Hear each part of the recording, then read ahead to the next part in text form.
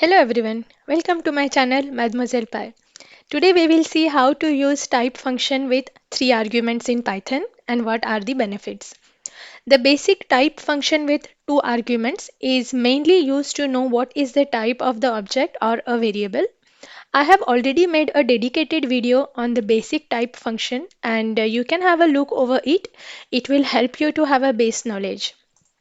Now, coming back to the type function with three arguments, one of the major feature is it helps us to create a new class based on other classes or an existing class. To demonstrate the use, let's take an example. Starting with the syntax, the name of the function that is type, then we'll have to write down three parameters. The first one is the name, which is going to be the name of the class that you want to create. Mainly the type is string. The second parameter is basis, which is nothing but a tuple of classes, that is an existing class from which you would like to create a new one. And the last one is a dictionary. Dictionary will explain us what are the properties of the class that you are going to create. In the next example, I have created two classes. First is the parent class and the second one is the child class. Child class is going to inherit some of the properties from the parent class.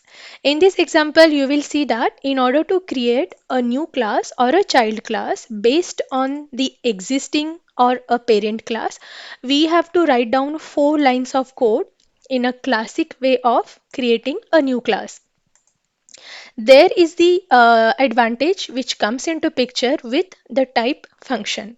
In the type function, you can create a new class based on the existing class just by using 1 line of code. Yes, that's true. Let's see an example here from line number 33. What I'm doing here is I'm creating a new object called as Morgan Stark underscore new.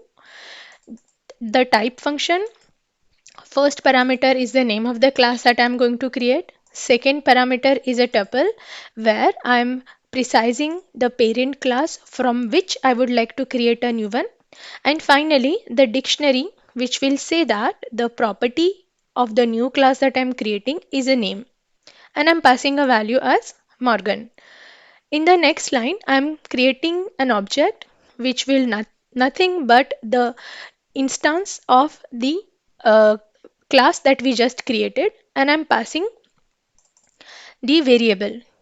Now, in the parent class, if we have a look quickly, parent class initialization method is accepting a parameter called as code and based on this code, the corresponding print statement will get executed. As you saw here on the line number 34, I am passing the parameter code is equals to Morgan.